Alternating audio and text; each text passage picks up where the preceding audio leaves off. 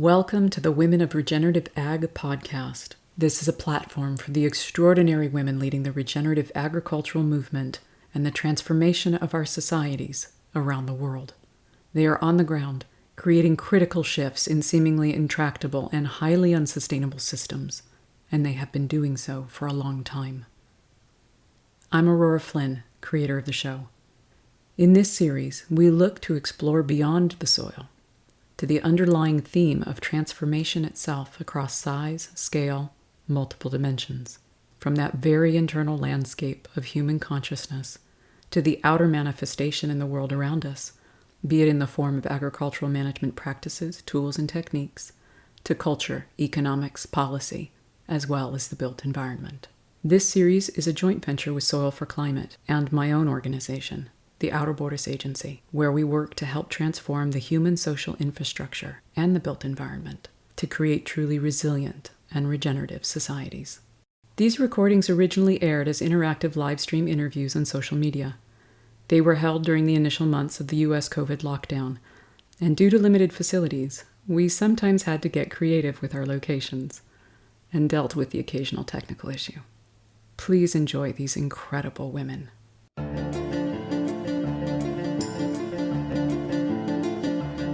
You're listening to the Women of Regenerative Ag podcast. My guest today is Renata Brillinger. She's the co-founder and executive director of the California Climate and Agricultural Network, CalCAN. She has more than 2 decades of experience in sustainable agriculture policy and programs and 30 years experience in nonprofit administration. She serves on the steering committee of the Center of Sustainability at Cal Poly University in San Luis Obispo, and on the advisory board of the UC Davis Agricultural Sustainability Institute. Renata, thank you so much for being here. We're really excited to have you and your perspectives on so many aspects that we've been wanting to get to on this show. Thank you for being here. Thanks for inviting me. Absolutely. I would love it if we could just give everybody context right away and open up a little bit more about what CalCAN does and how it functions, how it began, and how it works within the network, and who's a participant within that. Okay. Well, CalCAN's been around it'll be 12 years old in a little bit. And we're a coalition of organizations that are all based in California and that work on food and agriculture issues in various capacities. Many of the members work with and serve farmers and ranchers. Some of them have an emphasis on organic, some on ecological agriculture, some on family scale farming. It's a mixture. And the groups were working together, in other ways for years. Many of them are decades old organizations, but they came together really recognizing that there was a leadership vacuum when it came to bringing forward the powerful solutions that agriculture has for climate change, which I'm sure we're going to talk a fair bit about going forward. There's a whole bunch of things that can be done on farms and ranches to sequester carbon and reduce emissions. And there's things that have a lot of other co-benefits as well, that produce other environmental benefits and health benefits and address equity issues and so on. So those groups really recognized that there needed to be a voice coming from agriculture in the climate policy space in California. Back then, we were just launching a whole bunch of programs that were going to generate funding to incentivize various strategies for reducing emissions. So we saw there was some money that was going to be available, and that was really a big part of our impetus. It was to make sure that some of that money would go into the hands of the farmers and ranchers that we work with and support, and that we think are some of the best leaders. When was that? What money is that? No, when was that? We formed in 2009, which was 3 years after California passed a very comprehensive bill, including a cap and trade program to tackle climate change. In 2006, under Arnold Schwarzenegger, they, amazingly now to think about a Republican governor passed the first in the country climate bill. so we sort of saw there was going to be both mandates, goals, and money, coming. And so we wanted to make sure that our perspectives were represented in that space. So the coalition formed, and we hired a couple people on and a lobbyist, and got to work. And we can talk more about what we've accomplished and where the roadblocks are. But the long and short is that there's now quite a few programs that are funding farmers and ranchers to do various practices that have climate benefits. And there's still a lot more work to do. Yeah, absolutely. I think I first connected with you all in 2015. So there was some nice progress that was really being made. And I was just helping out with shuttle runs of ranchers to SAC to speak about why the soil initiative was so important. It would be really great. I think part of what what I'd like to go into is sort of illuminating that process a bit more when it comes to the various areas within multiple systems within the coalition itself, what you activate in order for that push to even happen, for these votes to go in, for initiatives to come forward. I think that would be really helpful. Okay, yeah, I'm glad you reminded me of that time, because that was really that was sort of the beginning of the launch of some of these programs. And I think there's a bunch of things that led to their creation. And I tend to think that among the most important is the voices of farmers and ranchers directly speaking to their elected representatives. That's still a central tenet of how we organize or how we affect change, is to bring in the experts, to speak directly.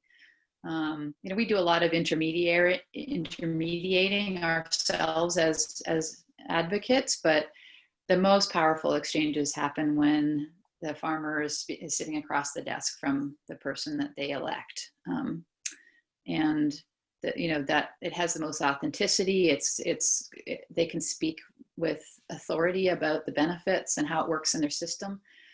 And I think without having farmers and ranchers really involved in even in the feedback loop about what's needed in the policy space, if we don't have that, we're not going to really probably end up with solutions that really work or get picked up, Yeah. So that's something I think as we go forward, and part of what I really wanted for today is to look at some strategy and sense making for people about where participation can come in outside the voter booth, outside the consumer dollar, right? And that there's an inefficacy there. There's also a sense of futility and a sense of powerlessness.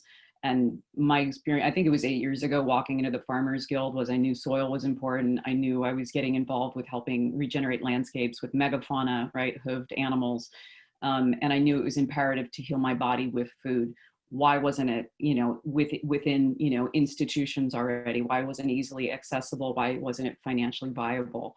And I just listened for a really long time. I just went to the meetings. That's where I started hearing everybody speak. And then I started organizing the Grazer Guild meetings and listening to what our ranchers needed. And part of it was that day of them being very uncomfortable to go speak, of them not wanting to make that effort. Who's going to watch the cattle? Who's going to watch the flock of sheep? And it was, we're going to get the babysitters for you. You're going to approve. I've got sandwich and cookies. Get in the car. We're going. And, step into that, what is uncomfortable for them a lot of the time, to speak to their representatives about why this matters. And especially from the heart, there's nothing like being present with a rancher in the field, with what their mission and purpose is in the world, and how strongly they feel about the resources and what they need in order to do this at regenerative capacity, and how futile it can feel and limited it can feel, how exhausting it could be. And then to really authentically present that was one of the things I really respected immediately about the coalition, about that sense of,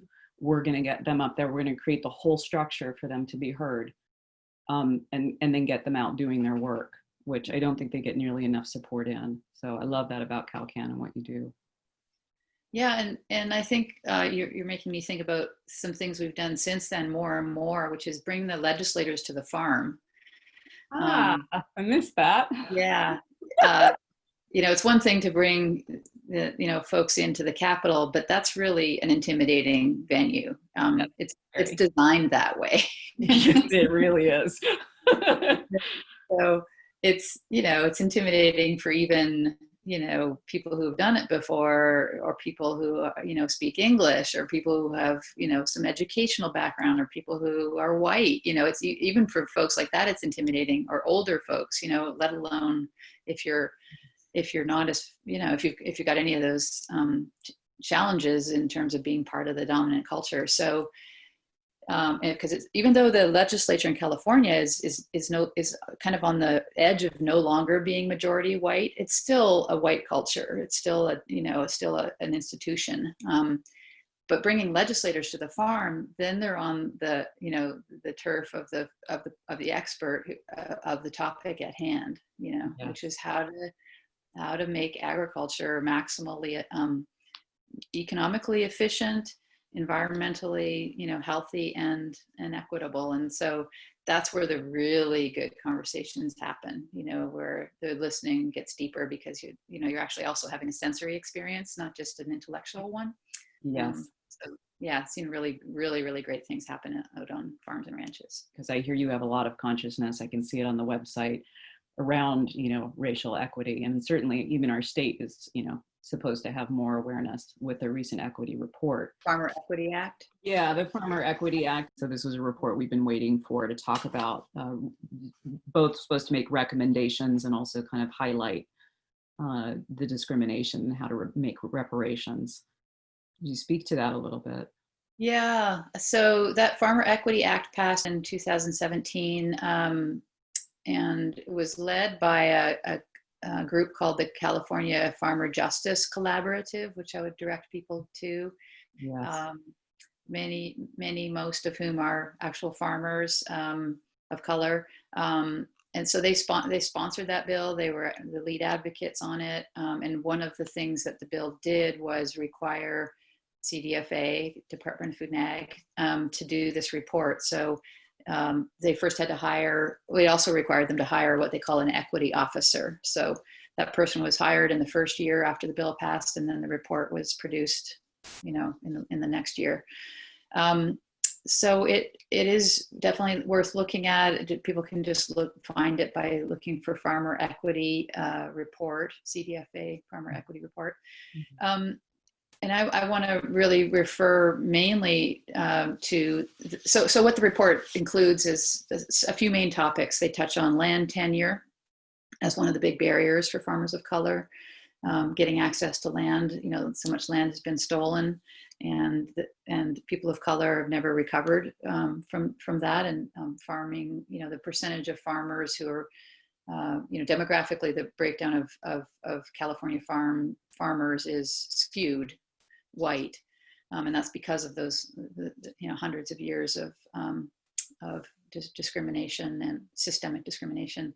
So land tenure is a big problem. Language and accessing information and resources is a big problem.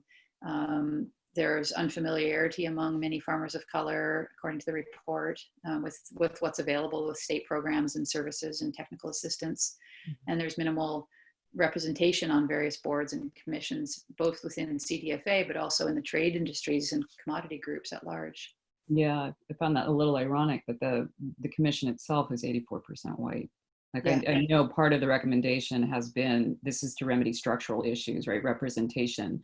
And the fact that the equity report was issued without that representation was a little, that's the problem, right? That's the irony of the paradox we're in, is how to remedy that without ousting, but maybe appropriately so, because it seemed to me like there was some lack of thoughtfulness and recommendations in my opinion, and I would love to hear yours, on part of the report, that maybe would not have been the case had the commission not been 84% Caucasian.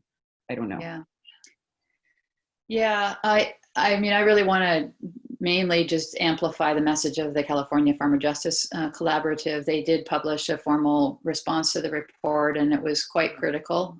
There were certainly things they appreciated about it, but they called out several things, some of which you just touched on, which is that there wasn't an acknowledgement of the systemic nature of the discrimination or racism, let alone ownership of it. That there was no even definition of what racial equity is. And so there was a number of critiques from that collaborative, and then some calls, on CDFA to do better, including more engagement with stakeholders that represent farmers of color. They didn't acknowledge any of the organizations or even the collaborative itself in the report as stakeholders. So there needs to be much more engagement. They didn't solicit, or the collaborative would suggest that they solicit more input with organizations that have a demonstrated track record, on racial equity. And lastly, the other main recommendation they made was that there needs to be more diversity within the agency, just on their staff. Yeah. It's one of those. And you see it a lot. I work in inclusivity work and training and orientation as we work with communities, and just creating the awareness over and over is a huge part of it. Not the blame behind it, but knowing that those things will be missed if you're not actually aware enough to and trained to look that way. And we're coming out of a culture that has not required it of us. So it's not surprising in a lot of ways. And I don't take it as ill humor, just kind of like, okay. But that's I'm really glad that there seems to be a lot of clarity about steps forward, actually. Mm-hmm. Yeah, I think, certainly if that feedback is taken seriously, then it will yield more deep reflection, at least. Yeah. I think, going back to, definitely. Let's go back to sort of strategy and sense making here, and Carl's illustrious, what seemed like an elementary question to me during the week, but proved to be a really juicy one as I sat with it. Because I want, again, for our audience to get a sense of what they can do outside of the voter booth, outside of, the consumer dollar and that whole paradigm of how I participate. And Carl asked me, why Whole Foods, and he's a soil advocate, right? Soil for climate. But he asked me, why are Whole Foods not served from local farms and ranches, at schools, at public institutions, through the prison system? Like, why hasn't that happened already? And I know it's a very complex answer, but I think we're going to illuminate a lot of things that would be really helpful. Mm-hmm. I was just talking to a colleague yesterday about this, and he reminded me of a perspective, I guess, that might be relevant here, which is that I think we sometimes think that there's something broken about the food system, Right. But there's a really amazing thinker named Raj Patel that many people may have heard of, who, I may not get the quote exactly right, but basically he says it's not broken, it's functioning just exactly as it was designed to. Absolutely. It was good to be reminded of that perspective. So it's a design problem, I think, fundamentally, and it's a design problem that's really complex and now very entrenched. And so, undesigning it or redesigning it is going to be, and has proven to be, very challenging. There are groups and individuals who've been working on this for decades, on designing it. But there's a lot of vested interest in the design as it currently is. And I think, that takes all kinds of forms, not all malicious, some very, driven by greed and by a lust for power and control, and a fear of a different future, but some just because it's, it's hard to change a monolithic system like that. And I think even the well-intentioned among us have a hard time making really good choices because the system doesn't support them. It costs more to buy good food. So some of us don't have even the privilege of making different choices. Hugely so. And that's the constant, it's the chronic paradigm that I advocate in, is the consumer who can't afford it and the producer who can't afford it. So, I feel like even with what I want to go into today with, Biden's Unity Task Force recommendations, or look at the Senate, the House Select Committee's climate crisis report, I feel like we can't even dive into these things without acknowledging what is sort of unearthing itself here, which is what seems like a fundamental lack of democracy, a democratic process that's truly representing the values of people. When you have big business, when you have elite, when you have incentive, when you have subsidies, this to me is a locked down, entrenched system that really doesn't have people at heart and the interest of their well-being. And so it leads me to really, especially with other things that are escalating right now, as we're sitting here thinking about the days, weeks, and months to come, outside of us, the Democratic Party claiming the House and the Senate and the presidential office, we need to start strategizing outside of that possibility, and even within that possibility, for a couple of reasons. And one of them is that I don't know that we actually have a representative democracy. And if that's the case, I don't know that we can actually shift these monolithic systems to accomplish what you're talking about in the time we need to do it, especially with recent climate reports. Yeah, it's a lot to tackle because so much of it does in terms of democracy, reforming democracy. So much of it is dependent on campaign contributions and Supreme Court rulings that make corporations people with a voice that akin to those of yours or mine, but with a lot more amplification because of the money they're allowed to spend. And it's a big field of work, is to achieve the vision of democracy. I got interested and stayed interested in agriculture work because it seemed to me like it was as good a venue as any, or good a subject matter as any, to tackle or to try to seek democratic expression. And the reason I still think that is that it's very personal. Food is very personal, and farmers are very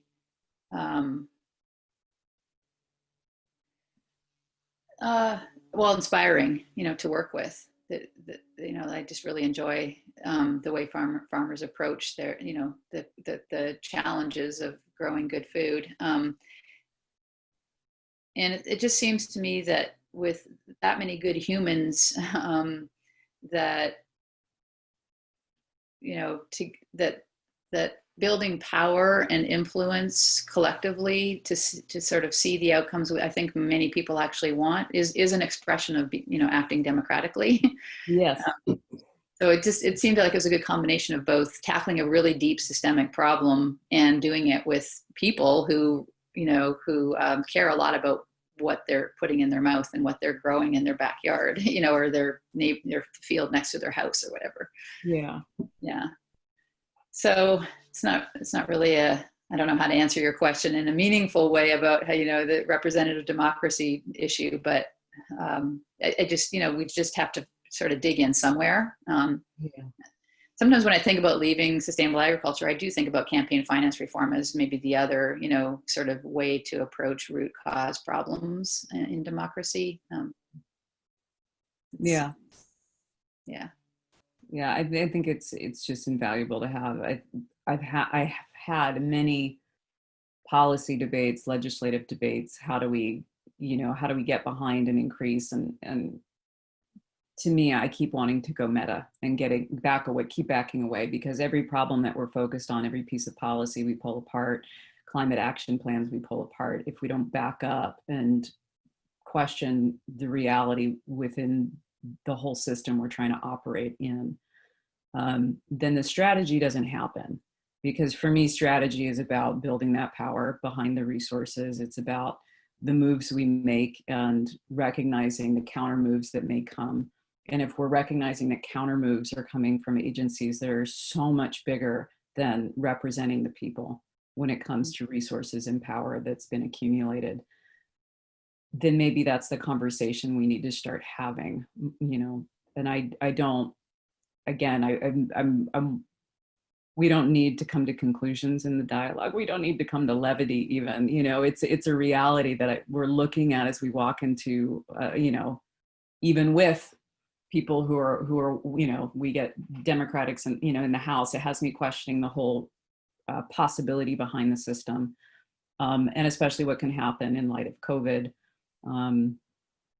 And certainly in light of, some of these more recent, reports about the temperature increases where we're actually at, as well as the recommendations being made, because I don't know that they're remotely going to be adequate to keep us below 1.5.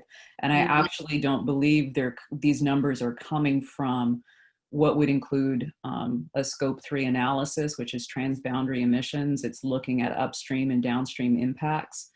And I even have a slide I wanted to show to people, because there's this constant assumption when people build out like the House Select Committee's climate crisis report. The EPA currently asks that we calculate direct emissions, so produced on site, indirect, so at the power plant when you flip on the switch here. But what they don't require is a section of the emissions footprint that can have as much as 2/3 of the emissions that are created in the world. Now, it's not always possible to take responsibility for them, but like cancer in the body, we can't do anything about it unless we know it's there. And it's a really easy way to clean up some of the emissions. This is the international gold standard. This is a life cycle assessment with a material flow analysis, right? So you're getting the whole upward and downward impact. What I'm concerned is happening right now is the United States Democratic Party is laying down action plans based on a scope 1 and 2, which is, I think, what their methodology is telling me. And I can see that some of their recommendations for industry is trying to look at circular economies, which tells me they're looking a bit at scope 3. But what this fundamentally brings into question for me is the game we constantly play in, which is the dominant cultural paradigm, which is I'm going to shift responsibility for my footprint to another part of the world, right? Because if we say, well, we did our work and we're carbon neutral we're carbon zero by 2040 or 2030, depending on what plan we're reading, then it's entirely possible we've just not taken responsibility for a huge amount of the footprint and asked other countries around the world that are developing nations, that are nations, largely of people of color, equatorial regions that are getting the more of the impacts, that have fewer resources and capabilities to be responsible for that. And something I don't see in the dominant discourse about any of these reports coming out yet. And I'm really concerned that that a Democratic leadership will communicate to the American people, we're doing enough. And I don't think that's going to be the case on many, many, many fronts. I don't know about you, and there may be other reasons for you as well. But well, I think you're speaking to the sort of level of literacy and details that have yet to be revealed. Say on Biden's plan. I haven't read. I think it's 110 pages long. I haven't read the whole thing. I just went through his climate section plan. I was not going to look at. I looked at some of the healthcare stuff, but yeah, I just went through the climate change action. Yeah. Yeah. So yeah, there's a lot of detail that's not in there. So I didn't see any mention of that level of that would allow us to scrutinize it at that level you were just talking about. I think another.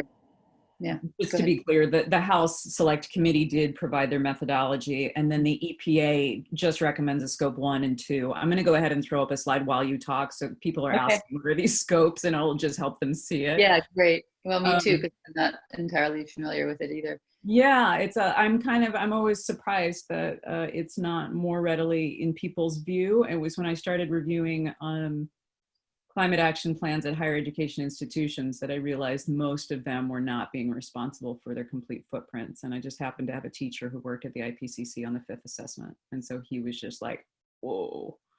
Yeah. So now that's what he does in climate action plans. What's scope 3? I'm on it.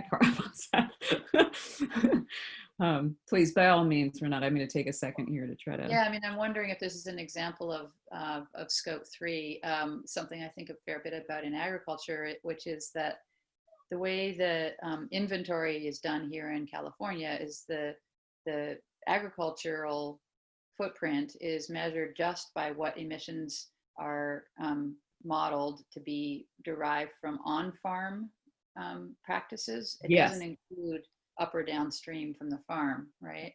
Yeah. So for example, if a healthy soils practice displaces the use of nitrogen fertilizer, that is not accounted to the farmer. It's accounted to at the industrial scale. It's accounted to the lowering of the energy footprint of the fertilizer facility plant. Well, so the energy it takes to create nitrogen fertilizer, the emissions footprint for that is actually in the industrial sector. It's not, Right. and it's like 90% of it, which was what was deeply concerning for me about the footprint behind agriculture in general that the UN advocates for. Because when you, like, let's say Germany's agricultural footprint, when you don't account for that emissions coming from the nitrogen creation, boosted their agricultural footprint from 6% to 12.6 or something. It doubled it, but we put it in the industrial sector. And so it's not, I think people are starting to understand this now, that these footprints, they've been incomplete, right? Mm-hmm. That they get shuffled to different arenas, and it's because they aren't siloed. They're breathing into each other. So you can see that, and it's exactly what you're talking about, Renata. You can see scope 1 here, right? This direct emissions. This is from the EPA's website even. You've got indirect scope 2 coming from purchased electricity and steam, right? It's off-site. And then you've got this whole line of production and creation of traveling that's not on site, right? So it's not just combustion on site we have to take accountability for, but traveling combustion, pump to wheels and wheels to, like there's whole parts of the life cycle we have to look at. And then what happens to the material and when you dispose of it, that's a part of the process as well. And it's indirect. So it's upstream and it's downstream. And like any municipality or any individual being, what we do impacts those around us, and those emissions quite quickly breathe into other communities and other countries. And we go, well, we hit carbon neutrality. Well, you did, but you didn't take responsibility for a huge part of what you're doing because it interacts with those other communities. And unless they're also doing scope 3s, it never quite gets identified and it gets shuffled around and nobody is accountable for it. So kind of one of the, I'm so baffled sometimes why, like, this is starting to be the international gold standard. But that's why, when I look at climate action plans, looking at, funding mechanisms, accountable parties in place, and then scope 3, and then I know they really mean it. They're Mm-hmm. here to get a job done. So that's a scope 3, everyone. I'll stop sharing this and go back to you and I. So is it true that it doesn't get accounted for, or is it just that it's in a different bucket? Both. Both. It can be in a different bucket. It's a really good question. It can be in a different bucket, or it can just get shuffled to somebody else's, right? Because my product is, I'm not taking responsibility for the carbon offset that you're producing it, and then I have it, but I don't take responsibility for that. And then what happens to it later is suddenly not my problem, but the person over there. And so if the person over there takes accountability for it, great, but they may not. So that's why it's really important to have everybody kind of doing the same scope 1, 2, and 3, and then we can negotiate what we can. It's very hard to be responsible for all of those emissions, but if you start negotiating, then there's easy gains, and you're also transparent. There's just something about an honor and integrity thing for me too at this point, where I'm like, walk it. It is a challenge, absolutely. And so that's why when I do look at these recommendations, I mean, to be fair, the House Select Committee, the Climate Crisis Report had a nod to emotional and physical well-being impacts from climate change, and had a nod to needing to improve the democratic process.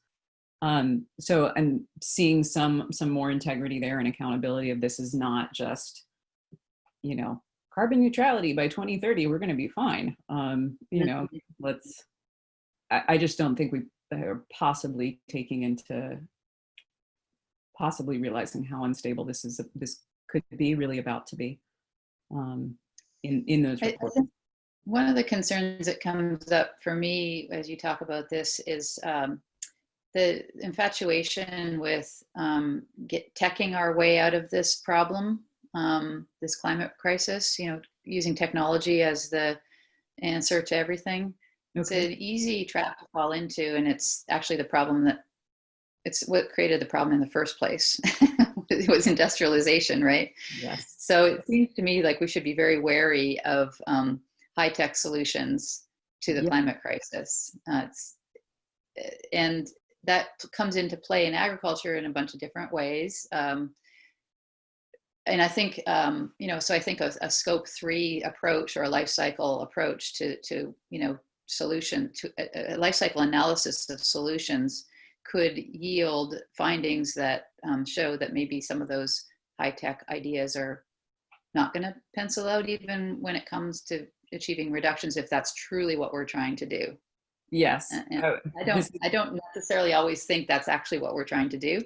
I think it's what you and I are trying to do. This is why I bring up definitions. I'm like, climate smart ag, what are we talking about? Because that's what you end up seeing is this monetization or sort of a greenwashing of something that looks like it's just for you. I'm going to fix your problem. And I'm going, it's actually inherently from a different paradigm you're talking about. Renata, people are asking questions that you're kind of walking into right now really beautifully. What are your ideas for redesign of these systems? Another question is, as these systems are breaking down, what might be available to us as citizens to recreate these systems? This is a group, this community that we're reaching today, and we'll continue to watch this video, are beyond the voting booth and beyond voting with their dollar. They are ready to start mobilizing and redesigning. Do you have any thoughts on that? Well, I do tend to think that policy is a powerful tool, maybe not the only thing we need to be focused on, but when you look at the things that perpetuate the current design, they're really propped up by a lot of policy. You mentioned subsidies earlier, for example. Crop subsidies for those big commodity crops that mainly feed animals or go into like processed foods. That's a lot of money that flows, from the taxpayer to those big growers every year. And then another big chunk of money that flows to them is crop insurance. When their design fails, they get supported with insurance payments.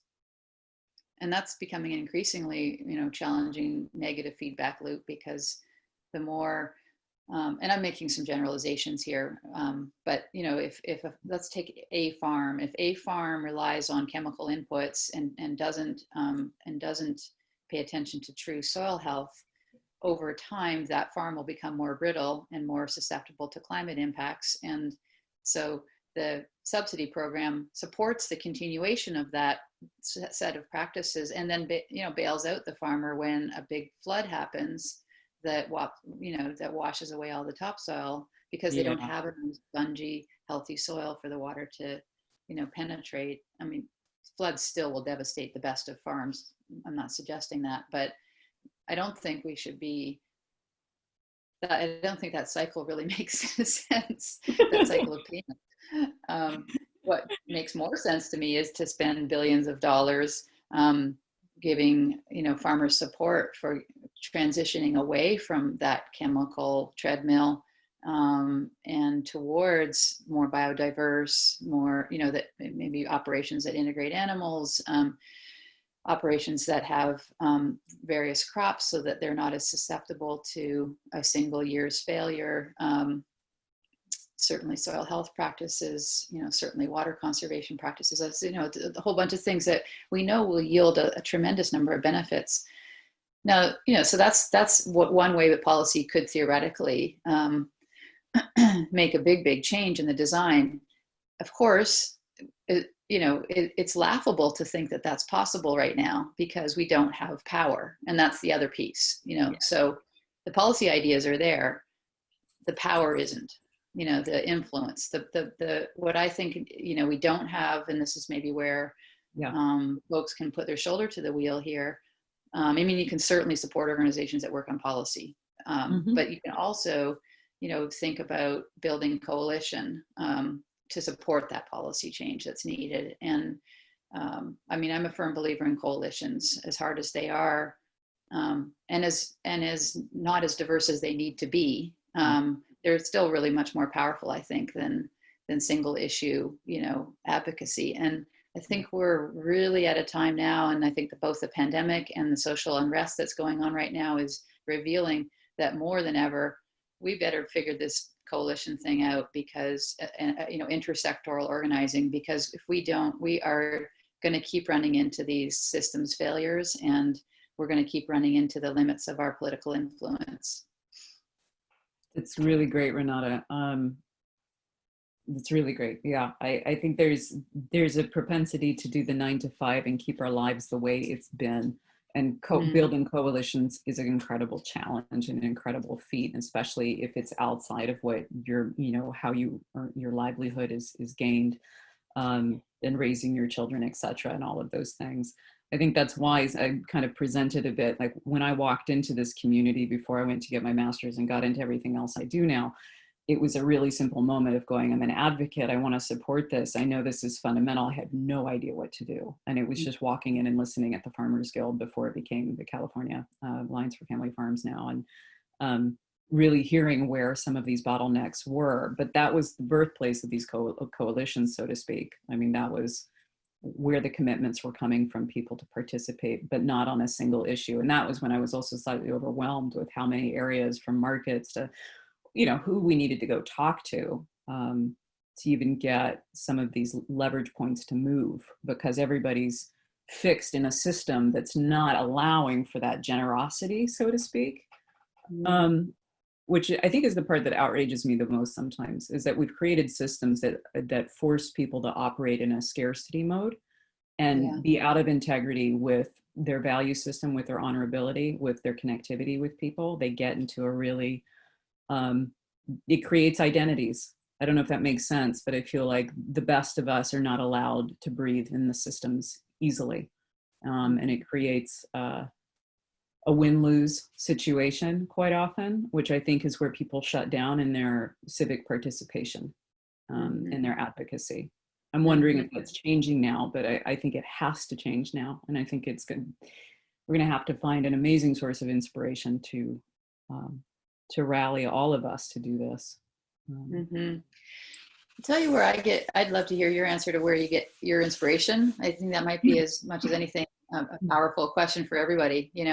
I can tell you where I am at with that right now. And because I think that,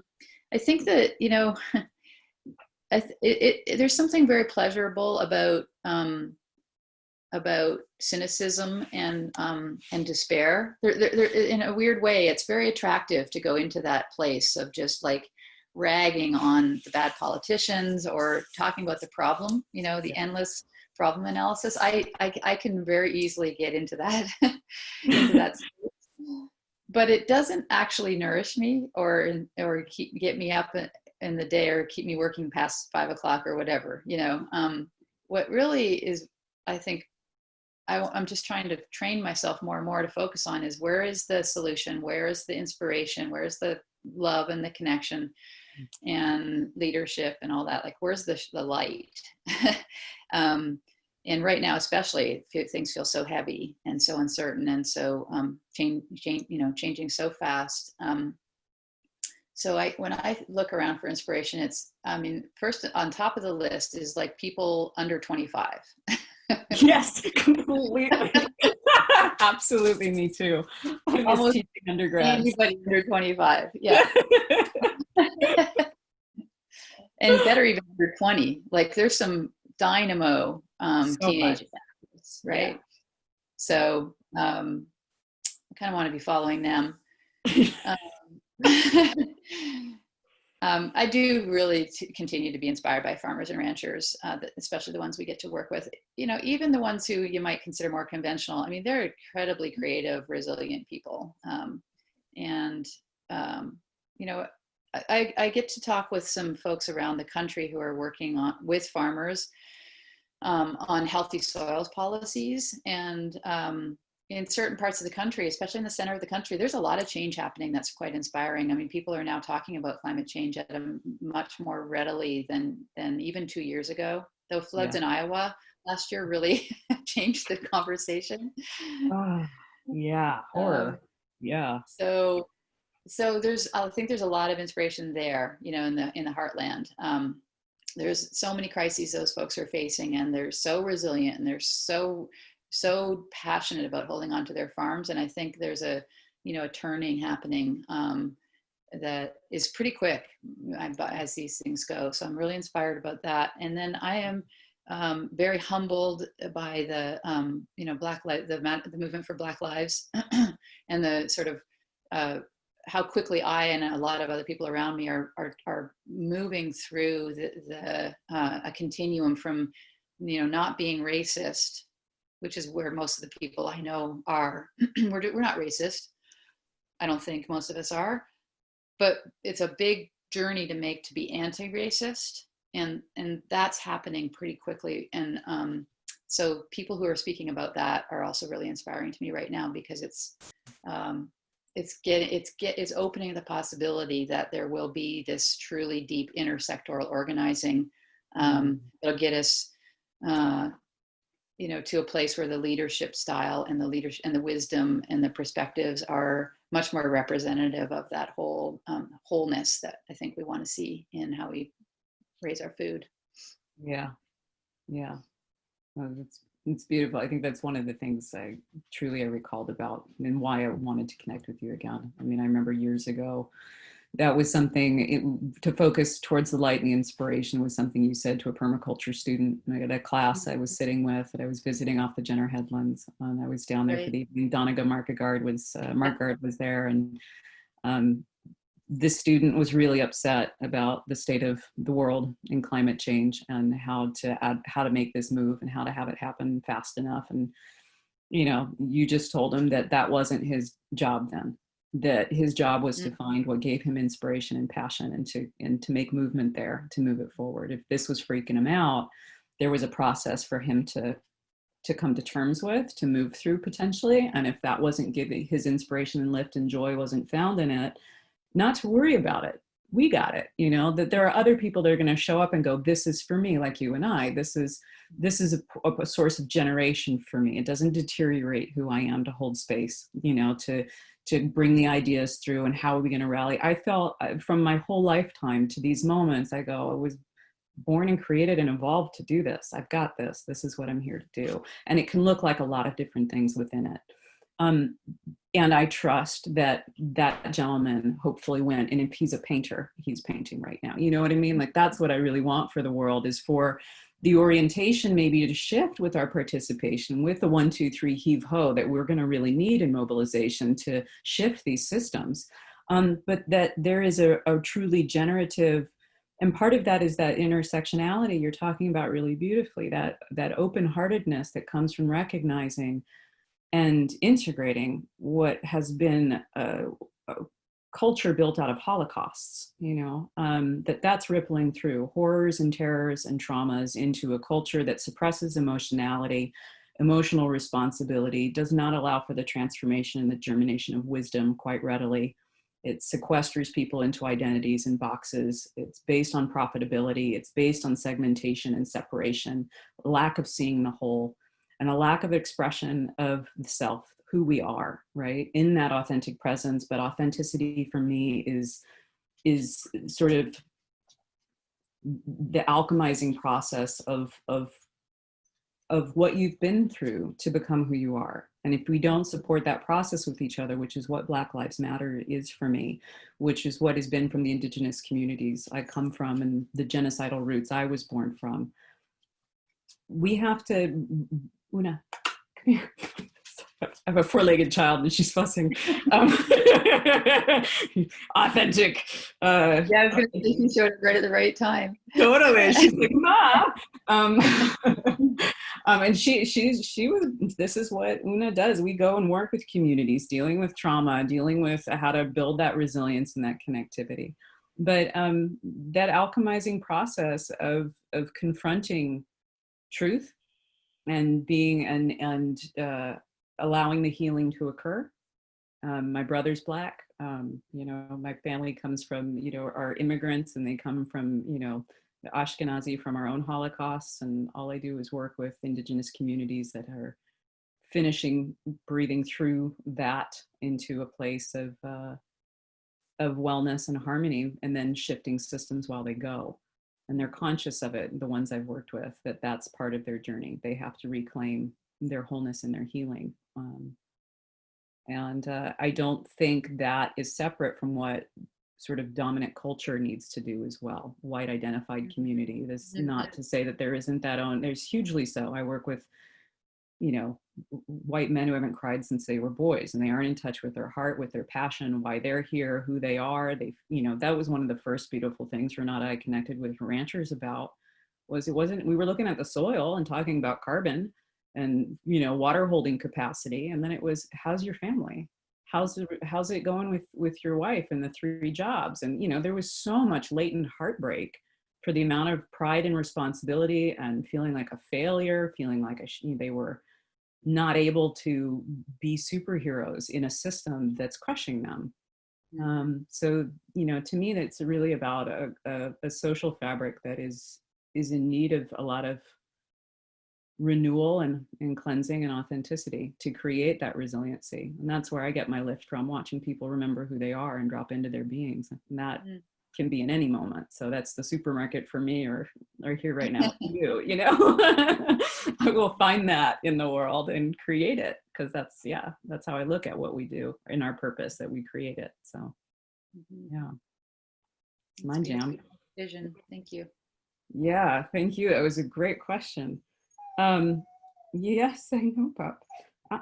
Let's see. So there's a couple questions here. I'm gonna double check. Seth, okay, you're sending 2 different, okay. Mary Chambers, so a woman named Mary Chambers is asking, so would this mean that the potential impact of carbon sequestering agriculture is often underestimated because of the displacement of nitrogen fertilizer?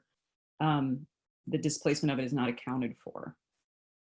So would this mean that the potential impact of carbon sequestering agriculture is often underestimated? I don't know, do you want to tackle that? The way I would think about that is, well, first of all, we have to trust that the models, you know, are based in something sound, and that's a bit of a leap of faith for those of us who aren't modelers, which is almost everybody. Let's assume the models are sound.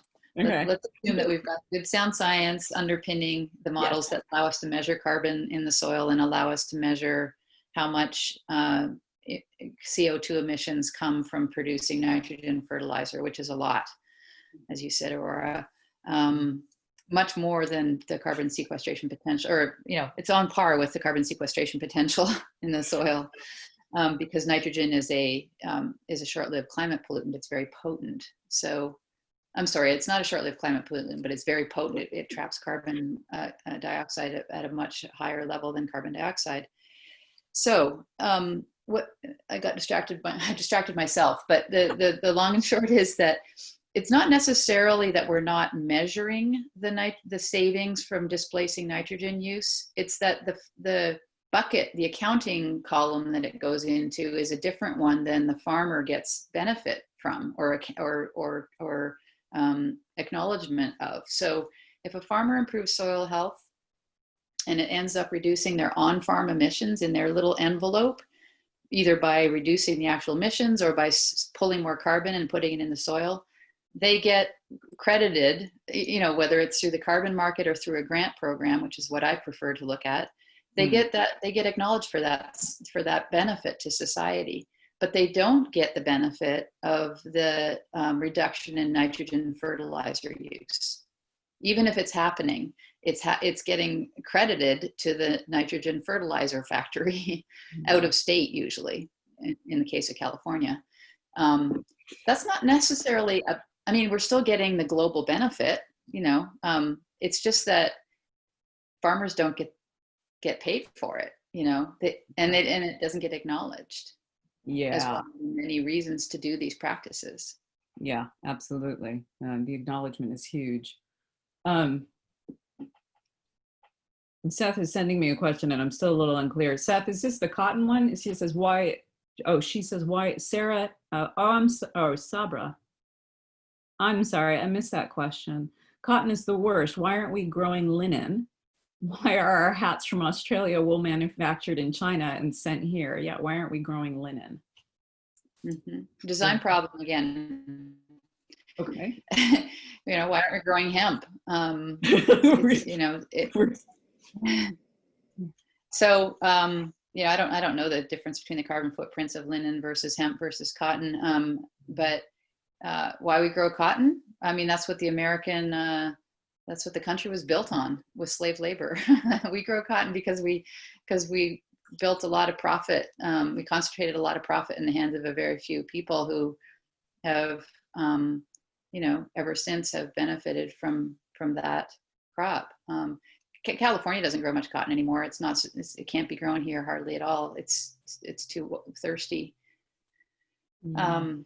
So, the natural earth prevails in the end, but, but then replacing cotton with something that's less thirsty and that's better for soil and so on, you just have to look at how hard it's been for hemp growers to get approval to grow it. Linen doesn't have the baggage that hemp does in terms of its botanical cousins, to marijuana, but it's a tremendous shift to make, in all the way from like the very, very beginning, the seed, access, all the way through to the equipment, the growing equipment, the harvesting equipment, the processing equipment. A whole new industry has to be built up. Industrial sort of chain has to be built up, and unless there's a profit motive to do so, it's tricky to make that change. Right. There's an organization called Fibershed that is trying to do this, right? Yes, probably worth shouting them out right now. Completely. Everybody look up Fibershed. Yeah. They're just really doing, incredible work against incredible odds to do exactly this, seek out more climate smart, for lack of a better word, fibers, that are grown locally and are, locally adapted. But they're finding that, the cost of doing this, because they have to retool that whole stream, is really, really high. So it's hard to change a paradigm. Right. And we're seeing a little bit with what we said, Sanders, at least, that just starting to pull subsidies out of fossil fuel, given to fossil fuels. Like, I think this is where people really need to keep pounding and recognizing that that's a direct impact for us. Looks like they're posting some Fibershed stuff.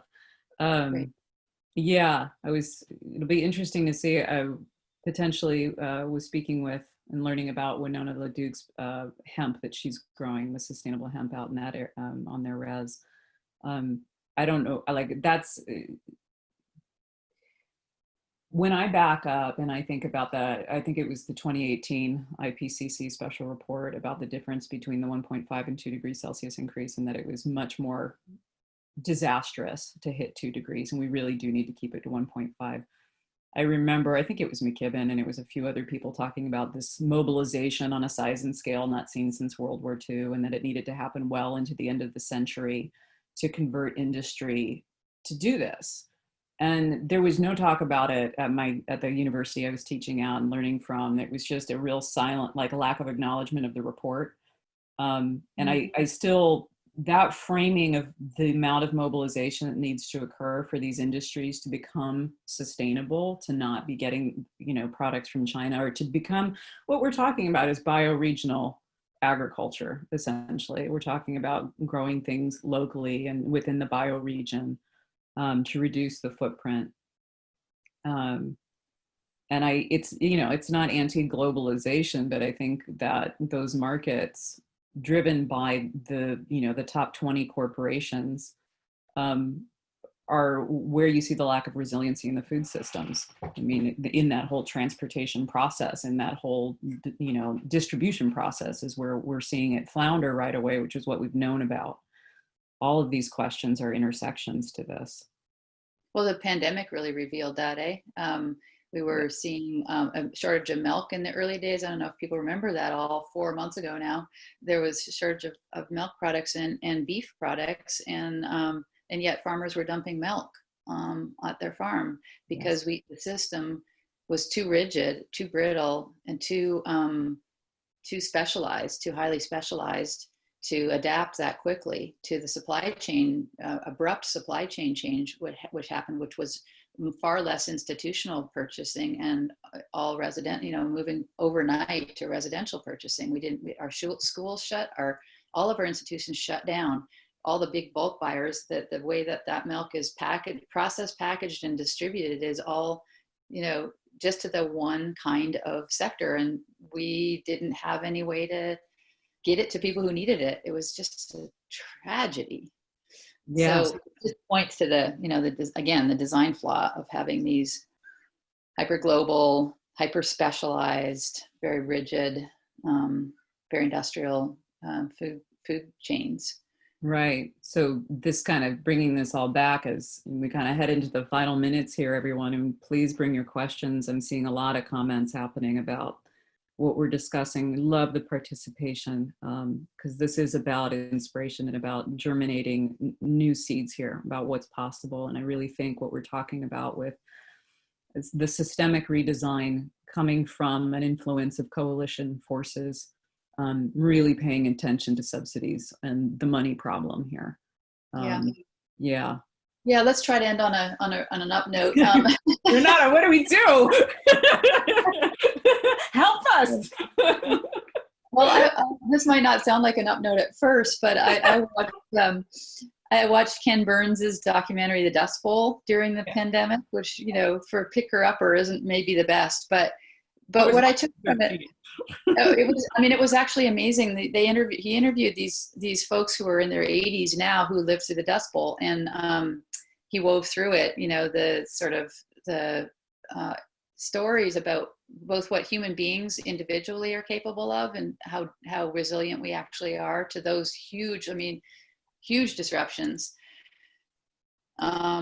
And then what the government response was at the time, and it's really inspiring. It's what bred all is the whole New Deal era, right? It bred all of the current day sort of social safety nets, and also some really strong, important environmental and farming conservation programs that live to this day. We've still got we've still got what was then the Soil Conservation Service. It's now called the Natural Resource Conservation Service. Still super important to farmers. Mm-hmm. And then we've, the RCDs, what they're called RCDs here, the Resource Conservation Districts. They're different names in different states. But those folks provide technical assistance to farmers, and they've really stepped up into a leadership role here in California to support farmers in applying for these grants. So we are nowhere close what we need to be doing, but we did it within living memory, with that New Deal era, and we're at a precipice right now where, providing a political change happens in DC, there's tremendous potential available, and a lot of nothing left to lose kind of folks around the country. Folks who feel there's nothing left to lose. That ranges from people of color to farmers, who are usually not people of color. Not always, but usually not. Those folks, those two constituencies have nothing left to lose at this point. And so if the context changes, the political context changes in DC, and I trust that it will, then there's actually a tremendous amount of possibility there with new leadership, providing people stay with that kind of intersectoral coalition building work, or get with it. If they're not already with it. And I'll say for ourselves, we are not there yet. We're just starting this work. We're really far behind. And so it's big work. So, but it's got to happen, because we're not winning meaningfully on our own. Yeah, I think this is a really great note to come to with it when we think about sort of structurally. We tend to have this populace that goes to the voting booth or buys food. But when you think about, the normalizing what becomes being a regular part of coalitions within your bioregion that are actively working on campaign finance reform or the food systems, but the intersectionality of these areas and coordinating responses, that needs, in my mind, to become a mainstay in our communities. And that can actually be a source of inspiration, because there is nothing left to lose. We're at the 11th hour in many systems, but within our climate, and we don't have breathing room to actually not get a job done. And there's a lot of rollbacks we do have to engage in, even to take the steps forward we need to, based on what the past administrations have done. So I think that's actually a really powerful place.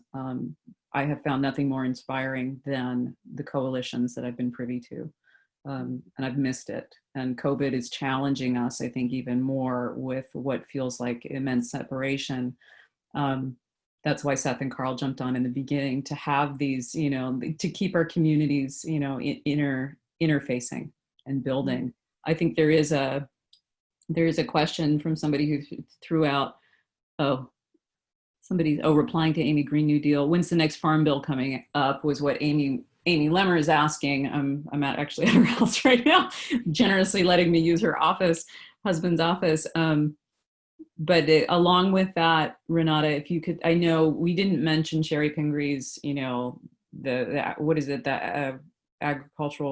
Regenerative Agricultural Act or something like that. Agricultural Resiliency Act.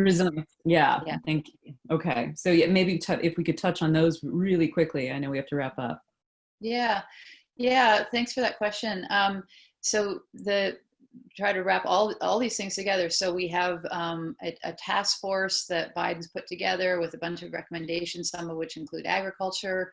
There are a lot of echoes there with the House Select Committee report that Aurora mentioned on the climate crisis. There's a big section on agriculture in there that's very detailed. And then there's this bill that was introduced back in February by Representative Pingree out of Maine, echoing that report. This was not an accident. This is, you know, a lot of smart people working together to lay the groundwork for 2023 Farm Bill is the next date, supposedly, maybe earlier, 2023, but that means starting to work on it now or very soon, because it takes a couple years to get that bill passed. And then there's, you know, definitely folks teeing up a comprehensive climate bill at the federal level, which would include an agricultural chapter, and Pingree's bill is positioned to influence that conversation. So there will be a lot to engage on, providing there's a new president and, you know, maybe a new Senate that gives a lot of opening for making some progress on this. This is great. It would seem like we would absolutely need Democrats in the Senate in order to move that as well. I want to make sure to mention the National Sustainable Agriculture Coalition as a resource for this federal work. I cannot recommend them highly enough. Get on their mailing list and follow their blog if you are interested in the really quickly changing federal dynamics. They do a good job of tracking it. National Sustainable Agricultural Coalition. Yeah, NSAC for short. Mm-hmm. Very wonky, so you have to be able to hang with that, but they really follow the details, and they're a coalition, so they've got over 125 organizations around the country that work not just on agriculture, on sustainable ag, but also on food justice, food access, nutrition. They're really a full. They're a Farm Bill type, you know, organization. They're built to influence the Farm Bill.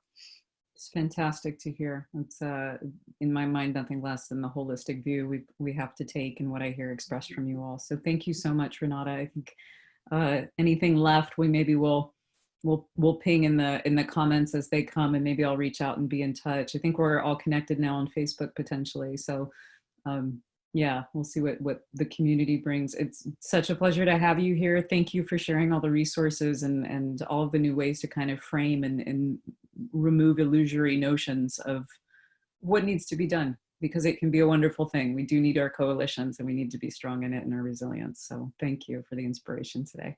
Really. Well, I hope it was more inspiring than depressing. And I think there's nothing more empowering than seeing what it is and being like, yeah, okay, we got a job to do. Pull back the curtain from the Wizard of Oz. Yeah. Absolutely, that's refreshing stuff. And watch comedy. Watch Trevor Noah.